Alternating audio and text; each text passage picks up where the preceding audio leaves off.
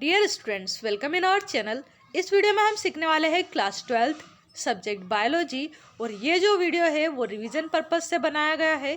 इसमें हम सीखने वाले हैं कुछ इंपॉर्टेंट क्वेश्चन आंसर्स जो कि आपके एग्जाम के पॉइंट ऑफ व्यू से काफ़ी इंपॉर्टेंट रहेंगे। तो आइए यहाँ पर हम सीखते हैं। फर्स्ट क्वेश्चन है यहाँ पर हमारा, डिफरेंस बताना है हमें एसेक्सुअल एंड सेक्सुअल रिप्रोडक्शन के बीच में।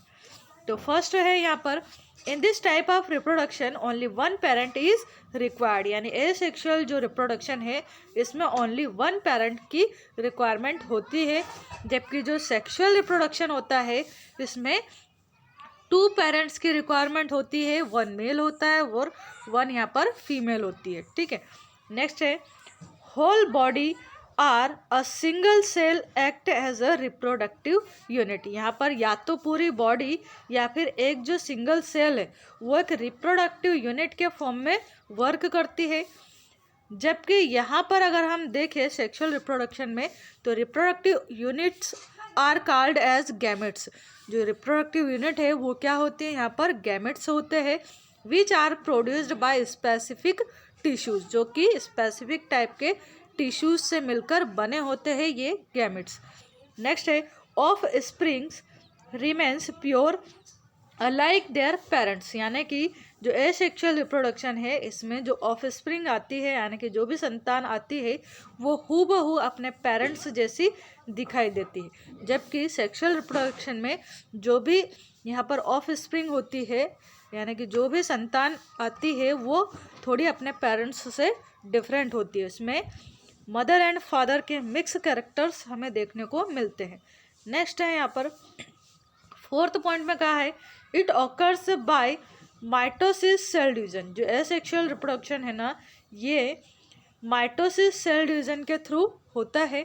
जबकि जो सेक्सुअल रिप्रोडक्शन है इसमें gametes are formed by meiosis cell division and zygote develop by mitosis cell division, यानी कि यहाँ पर मियोसिस एंड माइटोसिस दोनों ही टाइप के सेल डिविजन्स हमें देखने को मिलते हैं।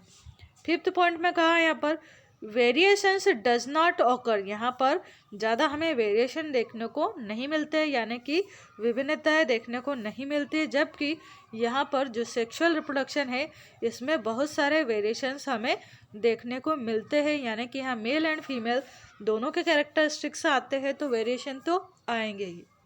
अब नेक्स्ट हम देखते हैं यहाँ पर जो नेक्स्ट क्वेश्चन है उसमें क्या कहा है यहाँ पर, draw a label diagram of female reproductive system, यानी फीमेल रिप्रोडक्टिव जो सिस्टम है उसका हमें यहाँ पर लेबल डायग्राम बनाना है। तो फीमेल का जो रिप्रोडक्टिव ऑर्गन है या सिस्टम है उसे हम क्या कहते हैं, यूटेरस कहते हैं। तो यहाँ पर ये जो डायग्राम बना है वो फीमेल के यूटेरस का डायग्राम है। अब इसमें जो मेन पार्ट्स है वो अगर हम यहाँ पर देखें तो यहाँ पर ये वाला जो पार्ट है इसको यूटेरस नाम दिया है। ऐसे यहाँ पर ये जो ट्यूब लाइक स्ट्रक्चर है इसे क्या कहा है, तो इसे फेलोपियन ट्यूब कहा गया है या फिर इसे ओविडक्ट के नाम से भी जाना जाता है। यहाँ पर ये जो फिंगर लाइक प्रोजेक्शंस है इनको नाम दिया है फिब्राई। और ये जो फिब्री है ये क्या काम करते हैं यहाँ पर, तो यहाँ ये जो ओवरी है ना इससे जो भी ओवल निकलते हैं यानी कि एग निकलते हैं उनको ये जो फिब्री है ये कैच करती है और यहाँ पर आगे इनको ट्रांसफ़र करने का काम ये करती है। ठीक है, जिस टाइप से यहाँ पर इस साइड फेलोपियन ट्यूब दी है ना ऐसे इस साइड भी फेलोपियन ट्यूब होती है। अब यहाँ पर इसको बनाया नहीं है, ठीक है, आधा पार्ट इस साइड का बना दिया और इधर का इनने छोड़ दिया है, बट आपको दोनों साइड के पूरे बनाने हैं जैसे कि आपकी बुक में बने हैं। इसके अलावा इसमें अगर इम्पोर्टेंट नेम हम देखें तो ये जो है यहाँ पर ये क्या है, यूटेरस की वॉल है। क्या है ये, यूटेरस की वॉल है।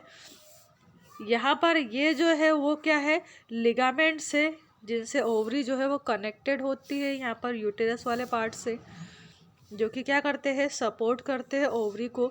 इसके अलावा यहाँ पर ये वाला इतना जो पार्ट है उसको कहा है वल्वा। क्या है ये, वल्वा। और वल्वा वाला जो पार्ट है ये लेबियम मेजोरम, लेबियम माइनोरम तथा ओपनिंग ऑफ वेजाइना, इन तीनों पार्ट से मिलकर बना होता है वल्वा।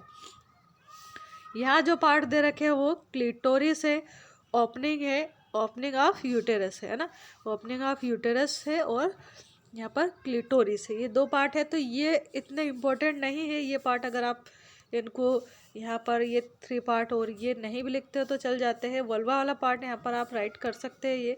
फिर नीचे पार्ट दे रखा है एनस, तो ये भी ज़रूरी नहीं है। इसके अलावा यहाँ पर ये वाला जो पार्ट है यहाँ पर, ये ओवरी के पास में ये जो पार्ट है इसको बताया है मीजोवेरियम है। क्या है ये?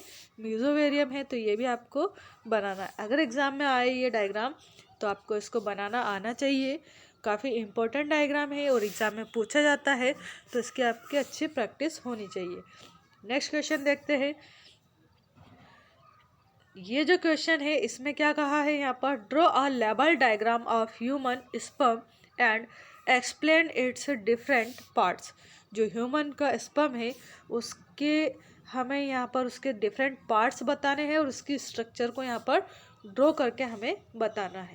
अब यहाँ पर जो पार्ट बताया गया है ये टीएस वाला पार्ट है, यानी कि टीएस स्ट्रक्चर है एक स्पर्म की। ठीक है, तो जो टीएस स्ट्रक्चर है स्पर्म की, इसको 3 पार्ट्स में डिवाइड किया गया है। मेनली कौन कौन से पार्ट है? फर्स्ट जो पार्ट दे रखा है यहाँ पर हेड वाला पार्ट है। अब हेड वाला पार्ट कितना है, तो ये इतना जो पार्ट है इसका स्पर्म का हेड कहलाता है। ऐसे ही मिडिल पार्ट सेकेंड पार्ट है यहाँ पर, तो मिडिल पार्ट कौन सा है? ये इतना इतना जो पार्ट है ये स्पर्म का मिडिल पार्ट है। वहीं इसके बाद का जो बचा हुआ पार्ट है ये क्या है? टेल है, यानी स्पर्म की ये टेल है। और जो टेल वाला पार्ट है यही स्पर्म को मूवमेंट करवाने में हेल्प करता है। ठीक है, अब यहाँ पर जो हेड वाला पार्ट है इसके अंदर भी कुछ पार्ट्स दे रखे हैं, सब पार्ट्स दिए हैं। क्या है सब पार्ट्स? देखते हैं। ये जो ऊपर का जो पार्ट है इसको नाम दिया है यहाँ पर एक्रोजोम। क्या नाम दिया है इसको? एक्रोजोम। और ये एक्रोजोम के अंदर यहाँ पर फील्डअप होते हैं कुछ एंजाइम्स। और ये एंजाइम क्या काम करते हैं?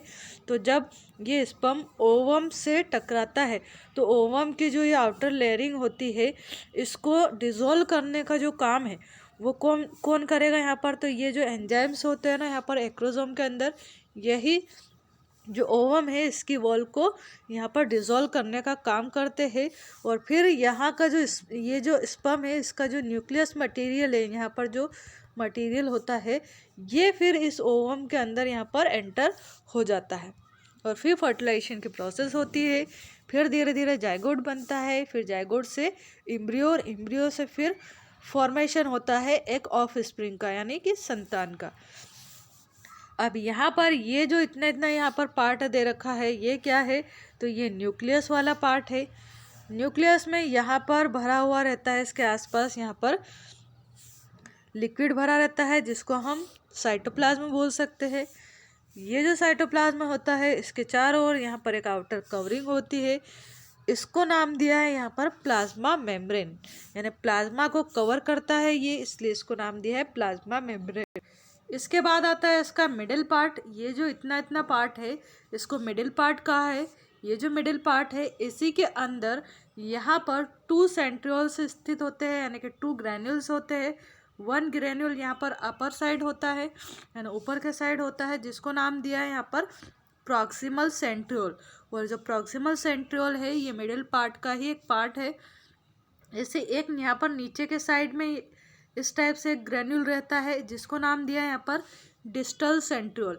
और ये दोनों ही proximal centriole and distal centriole ये दोनों ही किसके पार्ट है? तो ये मिडिल पार्ट के या मिडिल पीस के पार्ट्स है। ठीक है, इसके अलावा यहाँ पर कॉम्पैक्ट फॉर्म में बहुत सारे छोटे छोटे माइटोकॉन्ड्रिया स्थित होते हैं।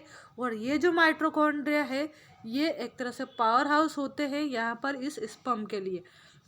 जो भी स्पर्म होते हैं वो सभी स्पर्म में इस टाइप से यहाँ पर माइटोकॉन्ड्रिया फील्डअप रहते हैं कॉम्पैक्ट फॉर्म में, और ये स्पर्म को एनर्जी प्रोवाइड करते हैं। ठीक है, इसके बाद यहाँ पर ये जो नीचे वाला पार्ट है ये पार्ट होता है टेल वाला पार्ट।